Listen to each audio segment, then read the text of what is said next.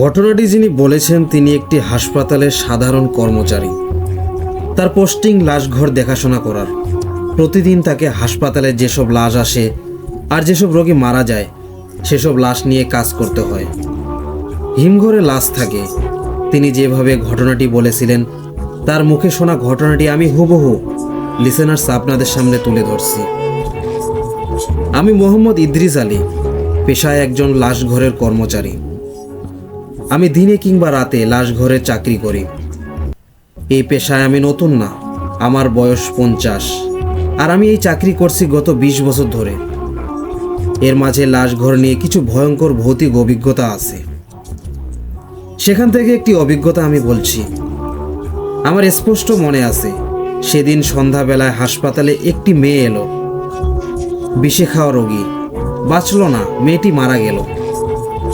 Police লাশ রেখে গেল লাশঘরে। সেদিন রাতে আমার নাইট ডিউটি ছিল। আমার যখন নাইট ডিউটি পড়তো তখন আমার সাথে সাদেক ভাই থাকতেন। সাদেক ভাই গত সপ্তাহে বিয়ে করায় ছুটিতে ছিলেন। সেদিন পুরো হাসপাতালে আমি আর 3 জন নার্স ছিল শুধু। নার্সেরা থাকতো একদিকে আর আমি হাসপাতালের দক্ষিণ পাশে লাশঘরের পাশেই থাকতাম। সন্ধ্যা থেকে লোডশেডিং চলছিল।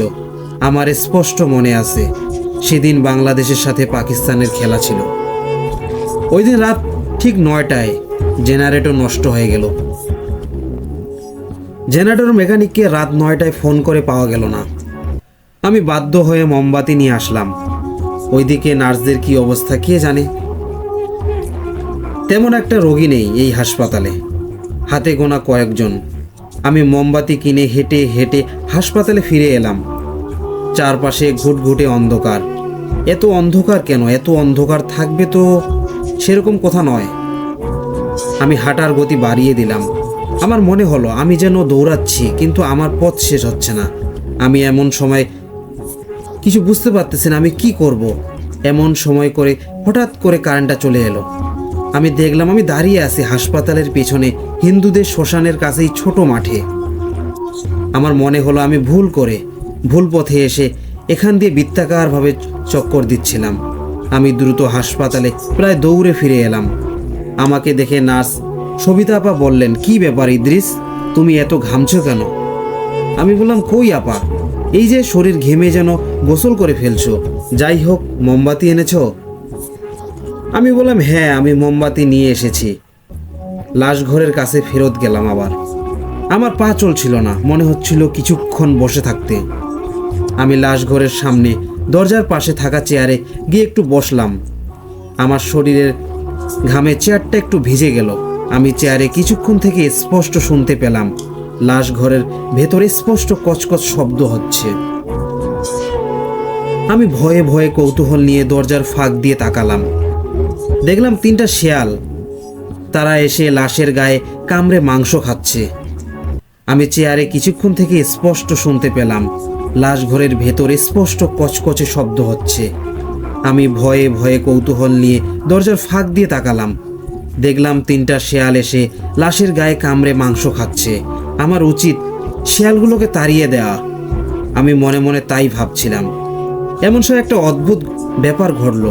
লাশটা ঘাড় ঘুরিয়ে দরজার দিকে আমার চোখের দিকে তাকিয়ে উঠল। আমার মনে হলো আমার সারা শরীরের রক্ত ঠান্ডা হয়ে গেছে। আমি এরপর আর কিছু বলতে পারবো না। আমি সে রাতে জ্ঞান হারিয়ে ফেলেছিলাম।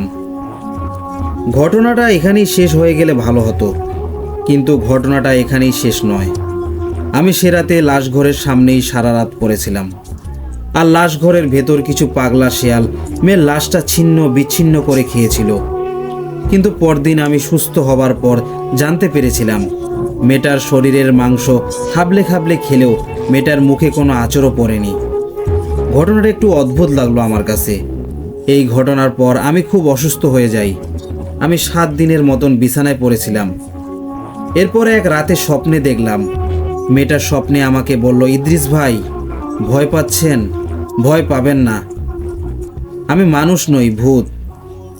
মানুষকে ভয় পাওয়া যায় কিন্তু ভূতকে নয়। ইদ্রিস ভাই, আপনি আমার লাশটাকে ঠিকভাবে দেখে রাখতে পারেন নাই, সেজন্য আমি কোনো ক্ষতি আপনার করব না। শুধু আপনার জন্য আমার বড় একটা ক্ষতি হয়ে গেল। আমার পেটে বাচ্চা ছিল, আমার ভালোবাসার মানুষের সন্তান ছিল আমার পেটে।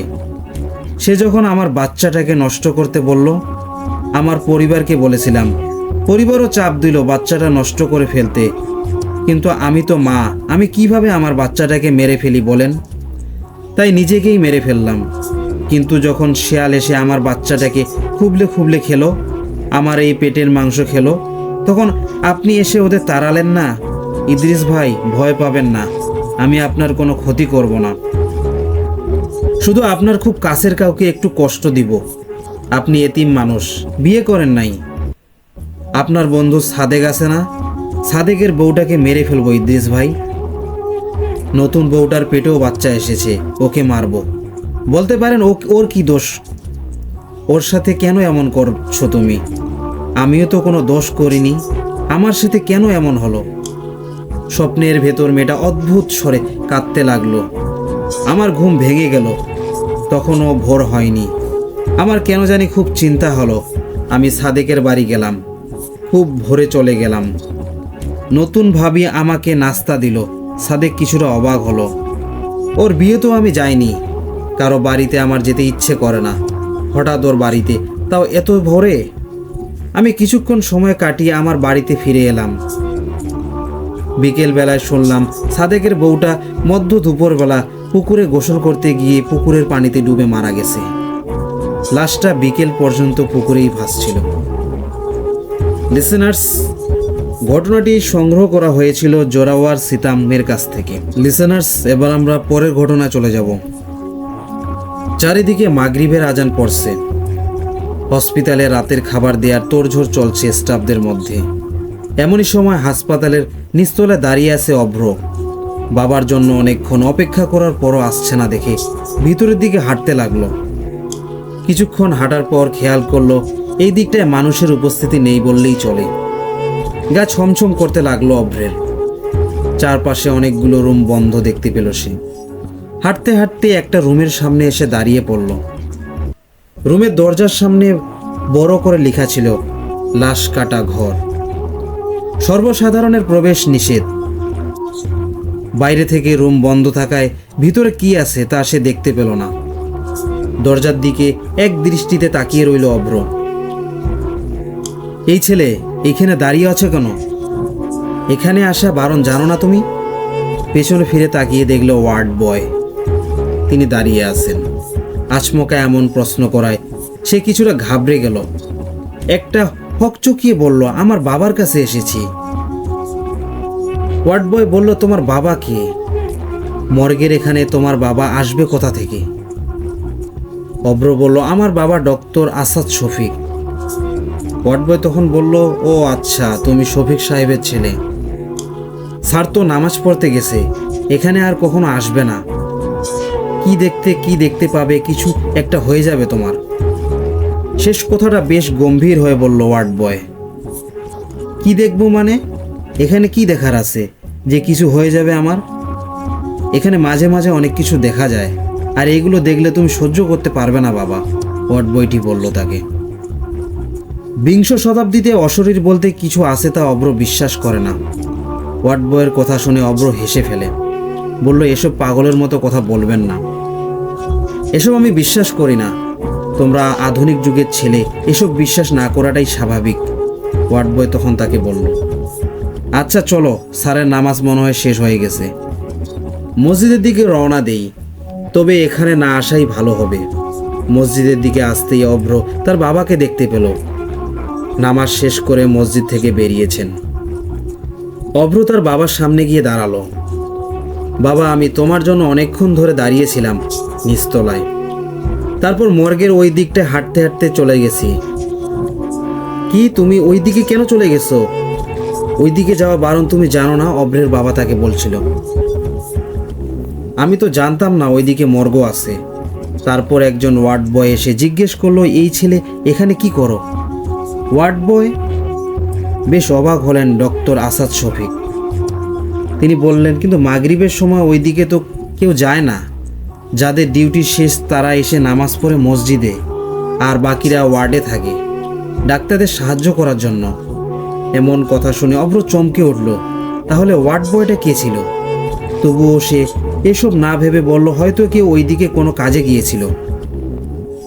অসম্ভব, এই সময় ওইদিকে কেউ যাবে না। প্রতিদিন রাত 12টার পর মর্গের দরজা খোলা হয় আর ভোর 5টায় বন্ধ করা হতো।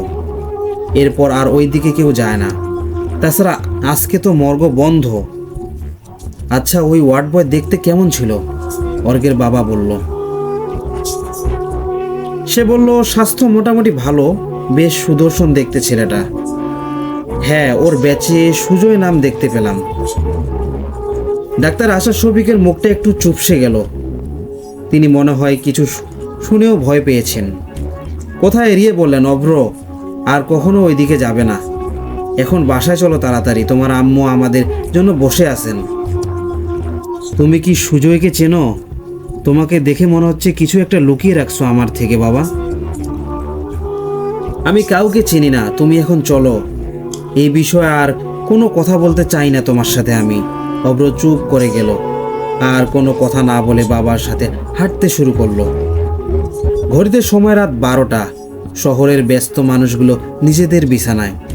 চারপাশে ফোঁটা ফোঁটা বৃষ্টি পড়ছে। সব মিলিয়ে পরিবেশ বেশ গা ছমছমে। হাসপাতালের গেট পেরিয়ে অভ্রের পা পড়ল নিচতলার গেটে। তারপর রওনা দিল মর্গের দিকে। বেশ কিছুক্ষণ হাঁটার পর দরজার সামনে এসে দাঁড়ালো। এখন আর ভয় লাগছে না অভ্রের। চারপাশে একবার ভালো করে তাকালো, না আশেপাশে কেউ নেই। দরজাটায় তালা মারা নেই দেখে বেশ অবাক হলো অভ্র। তবে ভিতরে ঢুকতে পারবে এই ভেবে বেশ খুশি হলো সে। আস্তে আস্তে করে দরজাটা খুলল। ভিতরে টিম টিম আলো জ্বলছে। আলো জ্বলতো দেখে অভ্র অবাক হয়ে গেল। বাবা তো বলেছে আজ মর্গ বন্ধ, তাহলে ভিতরে আলো জ্বলছে কিভাবে? ভাবতে লাগলো অভ্র। দরজা ঠেলে ভিতরে প্রবেশ করে দেখতে পেল পুরো রুম খালি, কেউ নেই। স্টিলের টেবিলে সাদা কাপড়ে ঢাকা একটা লাশ পড়ে আছে শুধু। ধীরে ধীরে সামনে এগিয়ে যেতে লাগলো অভ্র। ফ্রিজারের সামনে এসে দাঁড়ালো। কাপা কাপা হাতে ফ্রিজের দরজা খুলল সে। সেখানে বিভৎস চেহারার 3টা লাশ পড়ে আছে। সহ্য করতে না পেরে দরজাটা তাড়াতাড়ি বন্ধ করে দিল। পেছনে ফিরতেই চমকে উঠল অভ্র। 4 জন লোক চেয়ারে বসে আছে। আরে অভ্র সাহেব যে, তোমরা এখানে কখন আসলে? অভ্র তাদের বলল, আমি তো রুমে কাউকে দেখিনি। আর আমার নাম কিভাবে জানলে? আমরা এইমাত্র এসেছি। তুমি ফ্রিজার খুলছো তাই আর ডাক দেইনি তোমাকে আমি। তোমার বাবার মুখে তোমার কথা অনেক শুনেছি, তোমার ছবিও দেখেছি ওনার মোবাইলে, তাই তোমাকে দেখেই চিনতে পেরেছি। তাদের মধ্যে থেকে একজন বলল, আজকে তো মর্গ বন্ধ, তোমরা এখানে কেন? অভ্র তাদেরকে বলল, আমাদের আজ ডিউটি নেই, তাই ভাবলাম সবাই মিলে একটু আড্ডা দেই। আর হাসপাতালে এটাই সবচেয়ে নিরিবিলি জায়গা, তাই সবাই এখানে চলে এসেছি। অভ্র তখন তাদের সাথে সম্মতি দিল। ও আচ্ছা, আমি কি তোমাদের সাথে আড্ডা দিতে পারি? তারাও সম্মতি দিল, বললো আচ্ছা ঠিক আছে, তুমিও আড্ডা দাও। এখানে একটা চেয়ার টেনে বসে পড়ো। অভ্র একটা চেয়ার টেনে তাদের সাথে বসলো। এদিকে তো কেউ আসে না, তাও আবার এত রাতে তো অসম্ভব। তুমি এইদিকে পা বাড়ালে কেন? তাদের মধ্যে একজন বলল, মর্গের ভিতরটা কেমন তা কখনো দেখিনি। বাবাকে অনেকবার বলেছি, কিন্তু তিনি আমাকে সঙ্গে নিয়ে যায় না, তাই আজ লুকিয়ে এখানে চলে এসেছি। আচ্ছা, সবাই এখানে আসতে বারণ করে কেন? অভ্র তাদেরকে বলল, মর্গে যারা মারা যায় তাদের এখানে নিয়ে আসা হয়। অনেকের মাথা কাটা, অনেকের শরীর টুকরো করা, আবার আত্মহত্যা করা লাশও এখানে আসে। অনেক সময় এই লাশগুলো হঠাৎ জীবন্ত হয়ে ওঠে। তাছাড়া অশরীরী খারাপ জিনিসের আনাগোনা এসব জায়গায় বেশি থাকে। দিনের বেলায় অনেকে লাশ পড়ে থাকতে দেখা যায়। লোকটার কথা শুনে অভ্র হেসে উঠল, বলল, আমি এসব কিছু বিশ্বাস করি না। তোমরা যদি আমাকে ভয় দেখানোর জন্য এসব বলো, তাহলে বলবো ভুল করছো। আমি এসবে ভয় পাই না। মৃত লাশ জীবন্ত কিভাবে হয়ে উঠবে? তাছাড়া অশরীর বলতে কিছু নেই। তুমি তাহলে এসব বিশ্বাস করো না?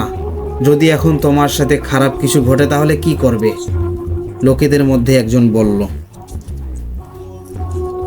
অভ্রের নিচের দিকে চোখ পড়ল, আর যা দেখতে পেল তা হয়তো ওর দেখা সবচেয়ে ভয়ানক একটা দৃশ্য। 4 জনের সবার পা নেই, রক্তে মেঝে লাল হয়ে আছে। অভ্র মাথা তুলে তাদের দিকে তাকাতেই বীভৎস হাসি দেখতে পেল। সঙ্গে সঙ্গে রুমের বাতিগুলো নিভে গেল। অভ্র চেয়ার থেকে উঠে হাঁটতে লাগলো। হঠাৎ কিছু একটার সঙ্গে ধাক্কা খেয়ে পড়ে গেল সে। পকেট থেকে মোবাইলের ফ্ল্যাশ অন করে যা দেখতে পেল তা অভ্র প্রস্তুত ছিল না। সাদা কাপড়ে ঢাকা দেয়া লাশটা আর কারো নয়, একটু আগে কথা বলা 4 জনের মধ্যে একজনের। ভয়ে তার গলা শুকিয়ে গেল, কি করবে কিছুই বুঝতে পারছে না। হঠাৎ মনে পড়ল বাবাকে কল দেই, কিন্তু নেটওয়ার্ক এখানে পাওয়া যাচ্ছে না।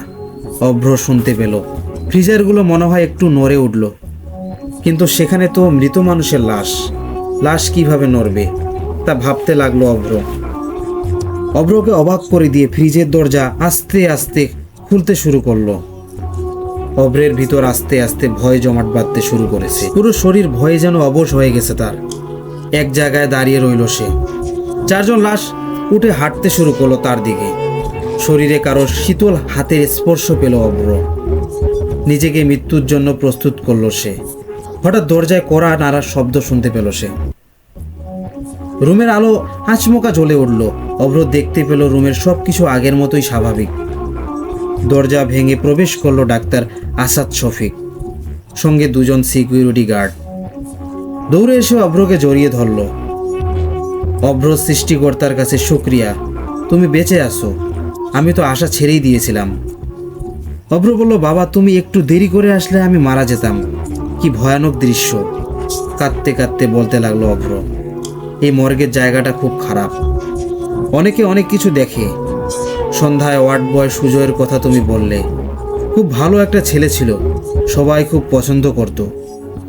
কিন্তু আজ থেকে 2 বছর আগে এই মর্গে তার বিক্ষত লাশ পাওয়া যায়। সবার ধারণা হয়তো কোনো কাজে মর্গে একা প্রবেশ করেছিল। মর্গে ঢুকতে হলে সাথে কাউকে থাকতে হয়, সেটা সুজয় জানতো না। তবে অনেকে বলে সুজয়কে মাঝে মাঝে এই মর্গের আশেপাশেই দেখা যায়। হয়তো নিজের করা ভুল যাতে অন্য কেউ না করে, তাই সবাইকে সতর্ক করতে। এই জন্য সন্ধ্যায় তোমাকে বারণ করেছিল এই জায়গায় না আসতে। রাতে ঘুমাবার সময় মনটা সায় দিল না। ছোটবেলা থেকে তুমি একগুঁয়ে ছিলে, যা একবার মুখ দিয়ে বলবে তা করেই ছাড়বে। রুমে তোমাকে না পেয়ে সোজা এখানে চলে আসি। অভ্র নিজের ভুল বুঝতে পারল। কিছু না জেনে এভাবে এত রাতে একা আসা তার জন্য উচিত ছিল না। একঘেয়েমি সব জায়গায় প্রয়োগ করলে তার ফলও মারাত্মক হয়, তা সে ভালোই প্রমাণ পেল। লিসেনার্স, এবার আমরা পরের ঘটনায় চলে যাব। ঘটনাটি লিখে পাঠিয়েছেন স্বাধীন জীবন। তিনি যেভাবে লিখেছেন আমি সেভাবে বলার চেষ্টা করছি। আমার এবারের ঘটনা 2004 সালের। সবেমাত্র কলেজে ভর্তি হয়েছি। মন থেকে ভয় আর কুসংস্কার দূর হবার উপযুক্ত সময়। এমন সময় মনে জেগে বসে নতুন ধরনের একটি ভয়। আমাদের গ্রামটি আমাদের ইউনিয়নের সবচেয়ে বড় একটি গ্রাম এবং আমাদের পূর্ব পশ্চিম একটু বেশি লম্বা। হঠাৎ করে আমাদের পূর্ব দিকে কলেরার প্রকোপ শুরু হয়। বিগত 25 বছরে গ্রামে কলেরা আমাদের ছিল না। 7 দিনের ভিতরে পূর্ব পাশের 5 জন মারা যায়। অনেক সতর্কতামূলক ব্যবস্থা নেওয়ার পরও পূর্ব পাশের প্রতিটা বাড়ির কেউ না কেউ এই কলেরার মধ্যে আক্রান্ত হচ্ছে। রোগটি ধীরে ধীরে পশ্চিম পাড়ের দিকে আসতে লাগলো। আমাদের বাড়িরও পশ্চিমের দিকেই ছিল। তখন পশ্চিম পাড়ার মাতব্বরেরা মিলে সিদ্ধান্ত নিল যে কবিরাজ এনে লাশ দেবার ব্যবস্থা করতে হবে। যথারীতি কবিরাজ আনা হলো, কিন্তু কিছুতেই কিছু হচ্ছে না। তখন আমাদের গ্রামে এক পুরাতন কবিরাজ ছিল, যে কিনা অনেক দিন হলো ফরিদপুরে চলে গেছিল। তাকে নিয়ে আসা হলো। সে এসেই ঘোষণা করে দিল যে রাত 11টার পর যেন কেউ বাড়ির বাইরে থেকে বের না হয়। রাত 10টার দিকেই পাড়ার প্রতিটা মসজিদের মাইকে ঘোষণা করে দেওয়া হতো যে সবাই যেন ঘরে চলে যায়। আসলে মাইকে ঘোষণা দেওয়ার কোনো প্রয়োজন ছিল না, কারণ সবাই এতটাই ভীত ছিল যে সন্ধ্যার সাথে সাথেই বাড়ির সব কাজ সেরে সবাই ঘরের মধ্যে ঢুকে পড়তো। আর চারিদিকে নেমে আসতো এক অদ্ভুত রকমের নীরবতা। এমনকি সন্ধ্যার পর গ্রামের দোকানগুলো খোলা থাকতো না। এশার নামাজেও লোক হতো অনেক কম। বাবা মা আমাদেরকে বের হতে দিতেন না, তারপরও আমরা মাঝে মাঝে লুকিয়ে বের হতাম। দেখতাম কবিরাজ তার সাঙ্গপাঙ্গ সহ মশাল জ্বালিয়ে ধূপের ধোঁয়া উড়িয়ে পাড়ার এ মাথা থেকে ও মাথা দৌড়াদৌড়ি করত, আর এক পার্থিব সুরে অদ্ভুত সব মন্ত্র উচ্চারণ করত সে। পরিবেশটা এতটাই অদ্ভুত আর ভয়াবহ ছিল যে ভাবলে এখনো ভয় লাগে। কবিরাজ এক এক করে এক এক দিন এক এক মহল্লা বন্ধ করতে থাকেন, যাতে ওই পাড়ায় কলেরা বা ওলাবিবি না ঢুকতে পারে। এভাবে পাড়ার প্রায় সবগুলো মহল্লা বন্ধ করা হলো। এরই মাঝে এক রাতে আমার মা শুনতে পান কে যেন আমাদের বাড়ির গেটের ওপাশে রাস্তায় দাঁড়িয়ে শব্দ করে কাঁদছে। মা ভাবলো কোনো মহিলা বোধহয় সমস্যায় পড়ে কাঁদছে। আসলে মা তখন পরোপকারের নেশায় লাশের কথা খেয়ালে ছিল না মায়ের। মা ঘর থেকে বের হয়েই যতই গেটের দিকে যাচ্ছিলেন ততই একটা পচা গন্ধ পাচ্ছিলেন, যা অনেকটা মলের গন্ধের মতো, কিছুটা মাংস পচা গন্ধের মতো। মা যখন গেটের পাশে দাঁড়ান তখন গেটের ফাঁক দিয়ে দেখেন যে রাস্তার ওপাশে ইলেকট্রিক পোলের সাথে হেলান দিয়ে একটি বিশালাকার মহিলা দাঁড়িয়ে আছে, যার উচ্চতা প্রায় 7 ফুটের মতো হবে। এর গা থেকে এমন গন্ধ বের হচ্ছিল। মহিলার ভয়ঙ্কর চেহারা দেখে মা কিছুটা পিছিয়ে আসেন। মহিলাটি শব্দ করে কাঁদছিল আর বলছিল, তোরা আমাকে থাকতে দিলি না, এই গ্রাম আমার ভালো লাগছিল, আমার আরো লাশ দরকার ছিল, আমি আজই এই গ্রাম ছেড়ে চলে যাব। এমন সময় মায়ের লাশের কথা মনে পড়ে যায়, আর প্রচণ্ড ভয় পেয়ে মা ঘরে চলে আসেন। ঘটনাটা এখানেই শেষ নয়। মা একটি গ্রাম সমিতির প্রধান। পরদিন সকালে কিস্তি দিতে এসে এক প্রতিবেশী, যিনি নৌকায় কাজ করেন, তিনি বলছিল কালকে রাতে একটা ভয়ের ব্যাপার ঘটেছিল। মা জিজ্ঞাসা করলো কি ঘটনা? তখন তিনি বললেন যে কাল রাতে ক্ষেত থেকে আসার সময় 2 গ্রাম আগেই তাদের নৌকার তেল ফুরিয়ে যায়। তাই 13 জন লেবারের 9 জনই পাশের গ্রামে নেমে যায়। তিনি যেহেতু নৌকার মালিক, তাই তিনি সহ আরও 3 জন মিলে লগি মেরে মেরে নৌকাটা বাড়ির দিকে নিয়ে আসছিলেন। এমন সময় তারা দেখেন কে যেন গ্রামের শেষ মাথায় নদীর পাড়ে বসে আছে আর তাদেরকেই ডাকছে। তারা ভাবলো কোনো মহিলা হয়তো বিপদে পড়েছে, তাই সাহায্য করার জন্য তাদের নৌকা পাড়ে ভিড়ান। এমন সময় তাদের নাকেও পচা গন্ধ লাগে। তারা মনে করে পাশেই কোনো মরা জীবজন্তু নদীতে ভেসে এসেছে, এটা তারই গন্ধ। তাই তারা গন্ধটাকে তেমন পাত্তা দিল না। মহিলাটা বলল যে তারা যদি তাকে নদীর ওপারে দিয়ে আসতো তবে ভালো হতো। তারা মহিলাটাকে নৌকায় উঠতে বলেন। নৌকা যখন মাঝ নদীতে তখন দুর্গন্ধটা প্রকট আকার ধারণ করে। তারা বুঝতে পারে গন্ধটা মহিলার গা থেকে আসছে। তারপরও তারা যখন মহিলার দিকে তাকাতে যায় তখন মহিলা বলে, কেউ আমার দিকে তাকাবি না, তাকালে ক্ষতি করে দিব। তাই ভয়ে ভয়ে তারা মাথা নিচু করে ফেলে। ওপারে নামিয়ে দেবার পর মহিলা বলে, তোরা আমার উপকার করছিস, তাই তোদের আমি ক্ষতি করব না। এটা বলেই মহিলা হাঁটতে থাকে। এরপর হতে গ্রামের কেউ আর কলেরার আক্রান্ত হয়নি। মূল ঘটনা এখানেই শেষ। তবে এই ঘটনার 4 দিন পর শনিবার ওই কবিরাজ মারা যায়। লিসেনার্স, এবার আমরা পরের ঘটনায় চলে যাব। আর এই ঘটনাগুলো টয়লেট বা বাথরুম কেন্দ্রিক। ঘটনায় 1, আমার তখনও জন্ম হয়নি। বাবা মা জুরাইনের একটা ঘিঞ্চি এলাকায় ঘর ভাড়া নিয়ে থাকতেন। টিনশেড বাসার ঘরগুলোতে ভাড়াটিয়া ভর্তি থাকলেও টয়লেট ছিল 2টা। টয়লেট আর বাথরুম আলাদা আলাদা। তো সেদিনের ঘটনা বলছি। সেদিন মাঝরাতে আব্বুর টয়লেটের বেগ চাপলো। আব্বু একটা টয়লেটের দরজা ধরে টান দিতেই ভিতরে কে যেন গলা খাকারি দিল। ওইসব টয়লেটে যাওয়ার নিয়ম হচ্ছে কেউ ভিতরে থাকলে গলা খাকারি দিতে হবে, কারণ টয়লেটের দরজা অতটা সুবিধার ছিল না। টয়লেটের ভিতরের আওয়াজ শুনে আব্বু মনে করলো ভিতরে কেউ নিশ্চয়ই আছে। আব্বু পাশের আরেকটা টয়লেটে না গিয়ে ওখানেই সিগারেট ধরালো। সিগারেট না খেলে আব্বুর আবার পায়খানা ক্লিয়ার হয় না। সিগারেট শেষ হয়ে যাওয়ার পরে আব্বু যখন দেখলো কেউ বের হচ্ছে না, তখন আব্বু আবার টয়লেটের দরজা ধরে টান দিল। টান দেওয়ার সাথে সাথে দরজা খুলে গেল, কিন্তু টয়লেটের ভিতরে কেউ ছিল না।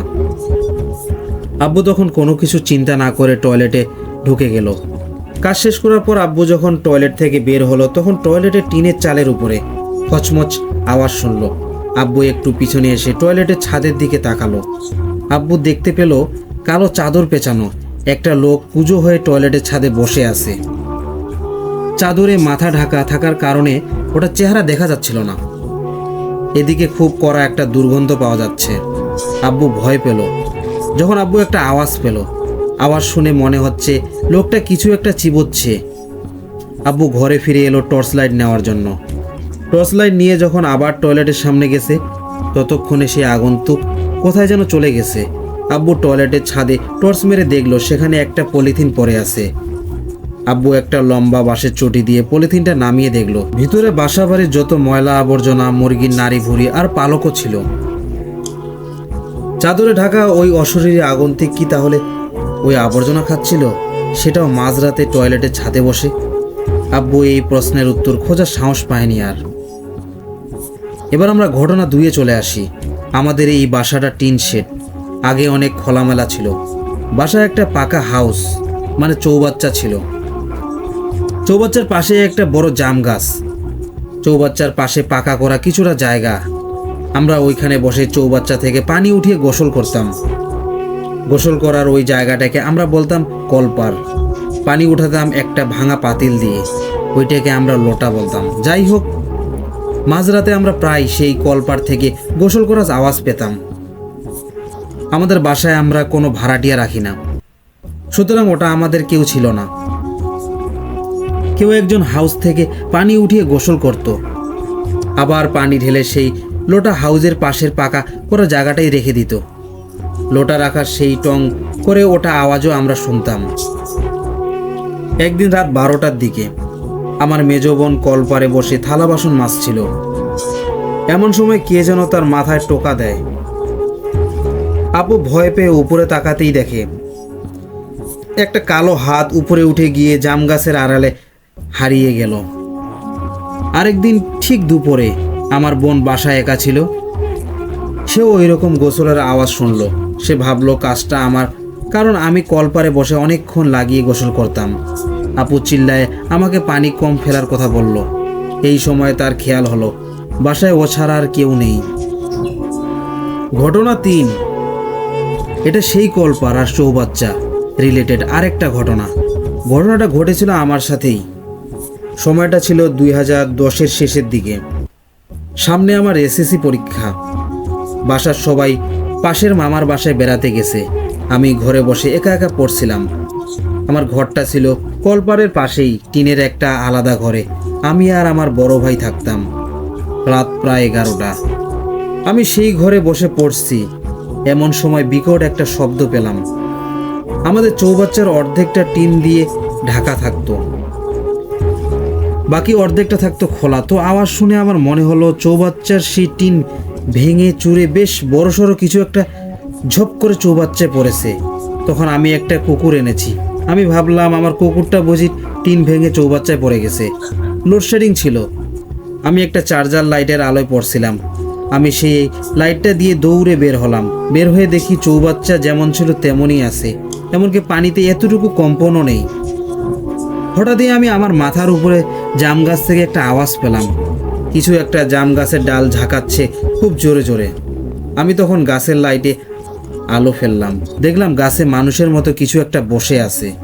আমার লাইটের আলো পড়া মাত্রই সেটা একটা পাখির মতো ডানা ঝাপটে চলে গেল। ব্যাপারটায় আমি খুব ভয় পেয়ে গেলাম। আমি সাথে সাথে বাসায় তালা দিয়ে মামার বাসায় চলে গেলাম। ঘটনা 4, এবার যে ঘটনা বলবো সেটা আমাদের ফ্যামিলির সবার সাথেই ঘটেছে। ঘটনাটা খুবই মারাত্মক ছিল এবং সবাই খুব ভয় পেয়েছিল। কোথায় কোথায় এখনো সেই ঘটনার কথা ঘুরে ফিরে আসে। জান নিয়ে টানাটানি অবস্থা। যাই হোক, ঘটনায় যাই। মাঝরাত, বাসার সবাই ঘুম। আম্মুর হঠাৎ পেট ব্যথা করতে লাগলো। আম্মু টয়লেটে যাওয়ার জন্য বের হচ্ছিল। টয়লেটটা একটু দূরে ছিল। টয়লেটে যেতে হলে চৌবাচ্চার পাশ দিয়ে সেই জাম গাছের নিচ দিয়ে যেতে হয়। তো আম্মু টয়লেটে গেল আর ছোট বোন আম্মুর সাথে ঘুমাতো তখন। ভাগ্য ভালোই বলতে গেলে। ওই দিন আম্মুর সাথে আমার ছোট বোনও বের হয় এবং বাইরে দাঁড়িয়ে থাকে। হঠাৎ ও দেখে আম্মু বাথরুম থেকে বের হয়ে মাটিতে পড়ে গেল। আম্মুর এই অবস্থা দেখে আমার ছোট বোন চিৎকার করে উঠল। ওর চিৎকার শুনে আমরা সবাই তখন ঘটনাস্থলে চলে আসি। আমরা তখন আম্মুকে উঠাতে যাই। আম্মুকে উঠানোর পর দেখি আম্মুর মুখের এক পাশ রক্ত মাটিতে গেঁথে আছে, যেন কিছু একটা আম্মুকে মাটিতে পুঁতে ফেলার চেষ্টা করছিল। আম্মুর জ্ঞান ছিল কিন্তু আম্মুর কিছু মনে ছিল না। তো আমরা আম্মুকে উঠিয়ে চৌবাচ্চার পাশে বসিয়ে আম্মুর মুখে লেগে থাকা মাটি ধুয়ে দিতে থাকি। এমন সময় আম্মু আমার বড় ভাইয়ের দিকে আঙ্গুল তুলে বলে, আমার কিছু হয় নেই, তোরা ওকে বাঁচা। তখন আমরা ভাইয়ার দিকে তাকাতেই দেখি ভাইয়ার চোখ মুখ উল্টে গেছে। আব্বু গিয়ে ভাইয়াকে ধরতেই ভাইয়া 2 হাত দিয়ে এমনভাবে ঝাড়া দিল যে আব্বুও সামলে উঠতে পারল না। আব্বু আর বড় আব্বু ভাইয়াকে ধরে রাখার চেষ্টা করছে, কিন্তু ভাইয়া ওদের অশ্লীল গালাগালি করছে। আমরা অবাক হয়ে দেখলাম ভাইয়া তার নিজের মাথা চৌবাচ্চার পানিতে চুবানোর চেষ্টা করছে। আমরা কেউ তাকে ধরে রাখতে পারছি না। এমন সময় আমার মেজো আর সেজো আপু জোরে জোরে সূরা কেরাত পড়তে লাগলো। আম্মু লা হাওলা ওয়ালা কুওয়াতা পড়তে থাকলো। একসময় পরিস্থিতি স্বাভাবিক হয়ে গেল। ওই রাতের কথা আজও মনে পড়লে খুব ভয় হয়। খুব বড় একটা বিপদ গেছে আমাদের উপর থেকে। ঘটনার পর আম্মু বা ভাইয়া কারোরই কিছু মনে ছিল না। আমাদের বাসায় প্রায় অনেক ভৌতিক ঘটনা ঘটে। ছোটবেলা থেকে দেখে দেখে আমরা অভ্যস্ত। আমাদের বাসায় বিভিন্ন যেসব অশরীর উপস্থিতি দেখা গেছে তারা ক্ষতিকর ছিল না, কিন্তু ওই দিনের ঘটনাটা খুব ভয়ানক ছিল। ওটা যাই ছিল খুব খারাপ আর শক্তিশালী কিছু একটা ছিল। আজ আর আমাদের ওই চৌবাচ্চা নেই, পাশের জাম গাছটা বা টয়লেটও নেই। গাছ কেটে ওইসব জায়গা ভরাট করে রুম তোলা হয়েছে। যেখানে টয়লেটটা ছিল ওইখানে এখন একটা রুম, চৌবাচ্চার উপর আরেকটা রুম। ওই 2 রুমেও অনেক ভৌতিক ঘটনা এখনো ঘটে। সবাই আমাদের জন্য দোয়া করবেন, আমরা যেন সুস্থ থাকি। লিসেনার্স, এবার আমরা পরের ঘটনায় চলে যাব। আমাদের গ্রামের বাড়ি নড়াইলে। বাস থেকে নেমে 15 মিনিটের পথ দিয়ে হেঁটে যেতে হয়।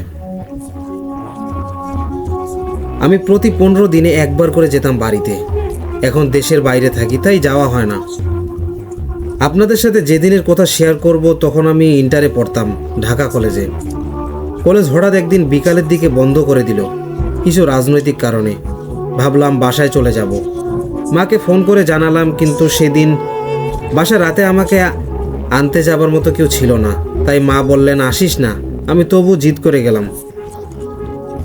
বাস থেকে নেমে হাঁটা ধরলাম বাড়ির দিকে।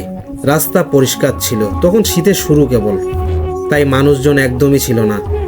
রাস্তায় কিছু দূর যাবার পর একটা ডোবা পড়ে, তার পাশেই এক বিশাল তাল গাছ। এখানে নাকি অনেকেই খারাপ জিনিস দেখেছে, যদিও আমার সাথে কখনো এমন কিছু ঘটেনি। এবার অনেক দিন পরে বাসায় যাচ্ছি, তাই আনন্দিত ছিলাম। ঠিক ডোবার পাশে আসার সাথে সাথে হঠাৎ পানিতে কি যেন ঝাঁপিয়ে পড়ার আওয়াজ পেলাম। আকাশে চাঁদ ছিল, মোটামুটি ভালোই দেখা যাচ্ছিল। সেই আলোয় দেখলাম পানিতে একটা মানবদেহ ভাসছে, সাদা কাপড় পরা। মানে কিভাবে বুঝাবো বুঝতে পারতেছি না। আসলে সেটা একটা মেয়ের দেহ, শরীরে শাড়ি পরা, কিন্তু পুরো শরীর ঢাকা না। মনে হলো কেউ মেরে হয়তো ফেলে দিয়েছে। সারা শরীরে ভয়ের একটা স্রোত বয়ে গেল আমার। আগেই বলেছি আমার ভূতের ভয় নেই, তবে এসব ব্যাপার এড়িয়ে চলি আমি। চারপাশে তাকিয়ে দেখলাম কেউ নাই। যেহেতু আমি এইমাত্র পানিতে এটা ফেলার আওয়াজ শুনেছি, তাহলে অবশ্যই যে ফেলেছে সে আছে আশেপাশে। ডোবার পুরোটা দেখা যায় রাস্তা থেকে। অবাক হয়ে দেখলাম আশেপাশে কেউ নেই। কি করব ভাবতেছি আমি। এমন সময় হঠাৎ দেখলাম সেই দেহটা টুপ করে পানিতে ডুব দিল। কেউ যেন নিচ থেকে টেনে নিয়ে গেল। দেহটা ডুবলো খাড়া হয়ে। যারা কুচ দিয়ে মাছ শিকার করেছেন তারা বুঝবেন আমি কি বোঝাতে চাচ্ছি।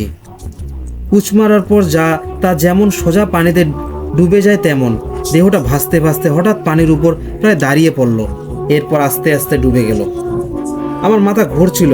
আল্লাহর নাম নিয়ে চিৎকার করতে করতে এক দৌড়ে বাসার দিকে যেতে লাগলাম। জানি না সেদিন কিভাবে বাসায় পৌঁছেছিলাম। আধুনিক ছেলে হয় এমন অদ্ভুত ব্যাপার বিশ্বাস করার কিছু নেই, কিন্তু এরপরও আমার সাথে খুব ভয়ানক কিছু ব্যাপার ঘটে, যাতে আমি বিশ্বাস করতে বাধ্য হই এরা অবশ্যই আছে। এই ছিল আমার ঘটনা। লিসেনার্স, এবার আমরা পরের ঘটনায় চলে যাব। আমার মামা রাজশাহী মেডিকেল কলেজের 2য় বর্ষের ছাত্র। আমার মামা হোস্টেলে থাকতেন। প্রথম এবং 2য় বর্ষে অ্যানাটমি নামে একটা সাবজেক্ট আছে, যেখানে মানুষের কঙ্কাল নিয়ে পড়ানো হয়। আর মামার কঙ্কালের প্রতি ভীষণ ঝোঁক ছিল আগে থেকেই। এবার আসল ঘটনা আসা যাক। আমার মামার প্রায় মনে হতো কেউ আমার মামাকে অনুসরণ করছে, কিন্তু পিছনে ফিরে কাউকে দেখতে পেতেন না। আস্তে আস্তে তা মামার মাথা ব্যথার কারণ হয়ে দাঁড়ালো। এরপর তা আরও ভয়ঙ্কর রূপ নিল। মামা প্রায় স্বপ্নে দেখতে পেতেন কেউ একজন তার গলা চেপে ধরছে, আর মামা চিৎকার দিয়ে জেগে যেতেন ঘুম থেকে। এতে মামার রুমমেটরা প্রচণ্ড বিরক্ত হতেন আর মামাকে পাগল বলে গালমন্দ করতেন। মামার পাগলামো আর ভয় দিন দিন বেড়েই চলল। মামা পড়ালেখায় কনসেন্ট্রেট করতে পারছিল না। কেউ মামার কথা আমলে নিত না, এমনকি স্যাররাও নিত না। মামা একটা হুজুরের সাথে আলোচনা করলেন। তিনি বলেন সে কি চায় জিজ্ঞেস করতে। এরপর কয়েকদিন মামার স্বপ্নে সে অচেনা কিছুকে কি চায় জিজ্ঞেস করলে সে বলে ওঠে মুক্তি চায়, কিন্তু তাতে কোনো সমাধান মিলল না। এক সময় মামার প্রফেশনাল পরীক্ষা চলে আসে। মামা অ্যানাটমি রিটেনটা বন্ধুর সাহায্যে পাশ করলেন, কিন্তু ভাইবাতে মামাকে নিজের যোগ্যতায় পাশ করতে হবে। তাই অগত্যা পড়তে বসলেন তিনি। পড়ার জন্যে কঙ্কালের হাড় বের করে পড়াশোনা করতে লাগলেন। রাতে ঘুমানোর পর মামা আগের মতো প্রায় একই ঘটনা দেখতে পেলেন। একটা হাত এগিয়ে আসছে, কিন্তু এবার মামা হাতটা অনেকটা ক্লিয়ার দেখতে পেলেন। হাতটা যে কোনো মেয়ের, তাতে কোনো সন্দেহ ছিল না। যাই হোক, সকালে উঠে মামা পরীক্ষা দিতে প্রস্তুতি নিচ্ছেন। হঠাৎ মামার চোখে পড়ল কঙ্কালের হাতের হাড়গুলোর দিকে। মনে হলো খুব পরিচিত। মামা হাতে নেওয়ার সাথে সাথে মামার স্বপ্নের সে হাতের কথা মনে হলো, আর তিনি একদম পরিষ্কার দেখতে পেলেন যে হাতের রিং ফিঙ্গারটা অনুপস্থিত। তখন তিনি সন্দেহের বশে কঙ্কালের হাতের সব হাড় খুঁজে দেখেন, আর দেখতে পান কঙ্কালের হাতের রিং ফিঙ্গারের হাড়গুলো নাই। বন্ধুদের কাছে জিজ্ঞেস করলে তারা নেয়নি বলে উত্তর দিল। মামা যার কাছ থেকে কঙ্কাল কিনেছিল তাকে ফোন করতেই সে বলল অনেক কঙ্কালের হাড় মিসিং থাকতে পারে, এবং সে আরও জানায় যে এদের অধিকাংশ বেওয়ারিশ লাশের। মামার আর বুঝতে বাকি রইল না। মামা এর সমাধানের জন্য একটা হুজুরের কাছে গেছিলেন। হুজুর তাকে বললেন কঙ্কালটা কবর দিয়ে দিতে। মামা পরীক্ষা দিয়ে সন্ধ্যার দিকে বন্ধুদের নিয়ে কঙ্কালটা কবর দিতে গেলেন। আর কবর দেওয়ার পর মামার সারা শরীর কেন জানি হালকা হয়ে গেল। এরপর থেকে মামা আর কোনোদিন স্বপ্নে সে হাত দেখেননি। লিসেনার্স, এবার আমরা আজকের শেষ ঘটনা পড়ব। ঘটনাটি আমাদের জীবনের জন্য অনেক গুরুত্বপূর্ণ একটি ঘটনা। আমি আশা করি আপনাদের ঘটনাটি অনেক ভালো লাগবে। বেশ কয়েক বছর আগের একটি ঘটনা। পাকিস্তানের এক কবরস্থানে ভয়ঙ্কর এক ঘটনা ঘটে। একজন লোক কবরস্থানের পাশ দিয়ে হেঁটে যাচ্ছিল। হঠাৎ সে পাশের এক কবর থেকে আওয়াজ শুনল, আমাকে বাঁচাও, আমি জীবিত। এটা ছিল কোনো মেয়ের কণ্ঠ, কিন্তু সে প্রথমে বিশ্বাস করল না। পরে আওয়াজটা আরও ঘন ঘন হওয়াতে সে বিশ্বাস করলো এবং ভয় পেয়ে গেল। তখন সে আরও কিছু মানুষ নিয়ে ওই জায়গায় আসলো, এবং ওই মানুষগুলো সে একই রকম আওয়াজই শুনতে পেল। তখন তারা আলেমদের থেকে অনুমতি নিয়ে কবর খুঁড়ে দেখল এক বিবস্ত্র মেয়ে সেখানে। মেয়েটা তাদের বলল, আমাকে একটা কাপড় দাও। তখন তারা একটা কাপড় এনে দূর থেকে কবরের ভিতরে ছুঁড়ে মারল। তখন মেয়েটা কাপড় পরে কবর থেকে উঠে এক দৌড়ে কবরস্থানের পাশের একটি ঘরে গিয়ে রুমের দরজা বন্ধ করে দিল। তখন লোকেরা দরজা খুলতে বললে মেয়েটি বলল, না, আপনারা আমার চেহারা দেখলে ভয় পেয়ে অজ্ঞান হয়ে যাবেন। তার এই কথা শুনে কিছু লোক ভয়ে পালিয়ে গেল, আর কিছু সাহসী লোক বলল, আমরা ভয় পাবো না, তুমি দরজা খুলো। তখন মেয়েটার দরজা খুললে তারা দেখলো মেয়েটির সমস্ত শরীর কাপড় দিয়ে ঢেকে রেখেছে। লোকগুলো বলল, কি হয়েছে, সব খুলে বলো আমাদের। মেয়েটা কিছু না বলে তার মুখ বের করলো। দেখা গেল মেয়েটার মুখে কোনো চামড়া নেই, এবং মাথাও চুল চামড়া কিছুই নেই। লোকজন এই ঘটনা দেখে কিছুটা ঘাবড়ে গেল। যখন মেয়েটাকে জিজ্ঞাসা করা হলো যে এরকম কিভাবে হলো, মেয়েটি বলল, বেপরদাভাবে চলাফেরা করার কারণে আমার আজ এই পরিণতি। আমি ঠিক মতো পর্দা করতাম না, চুল ছেড়ে মাথা হিজাব না দিয়ে রাস্তায় বের হতাম, যার কারণে আমার মাথার চুল টেনে ছিঁড়ে ফেলা হয়েছে। এতে আমার মাথার চুল চামড়া সহ উঠে যায় সব কিছু। ঠোঁটে লিপস্টিক দিয়ে ভ্রু প্লাক করে মুখে বিভিন্ন প্রসাধনী দিয়ে পর্দা না করে বের হতাম। তাই কবরের কঠিন আযাবের কারণে আমার মুখে কোনো চামড়া নেই। হাতে পায়ে নেল পলিশ দিয়ে বের হতাম, যার কারণে আমার হাত ও পায়ের আঙ্গুল টেনে ছিঁড়ে ফেলা হয়েছে। এ পর্যন্ত বলে মেয়েটি আবার মারা গেল। লোকজন তাকে আবার কবর দিল। এই ঘটনাটি পাকিস্তানের ওই এলাকায় বেশ চাঞ্চল্যের সৃষ্টি করেছিল। দেখলেন তো লিসেনার্স, বেপর্দা চলার কারণে কি পরিণতি ঘটতে পারে। এটা তো সামান্য, এর চেয়ে আরও ভয়াবহ পরিণতি রয়েছে যারা ঠিকমতো পর্দা করে না। প্রিয় লিসেনার্স, ঘটনাগুলো ভালো লেগে থাকলে লাইক কমেন্ট করে জানান। আপনাদের লাইক কমেন্টগুলো আমাদের নতুন ঘটনা দিতে উৎসাহিত করে। প্রিয় লিসেনার্স, আপনাদের সাথে ঘটে যাওয়া ঘটনা পাঠাতে পারেন। আমাদের ডেসক্রিপশন বক্সে জিমেল আইডি দেওয়া আছে, bhootfmraat@gmail.com। অনেক ধন্যবাদ আপনাদের সবাইকে ধৈর্যের সাথে ঘটনাগুলো শুনে থাকার জন্য।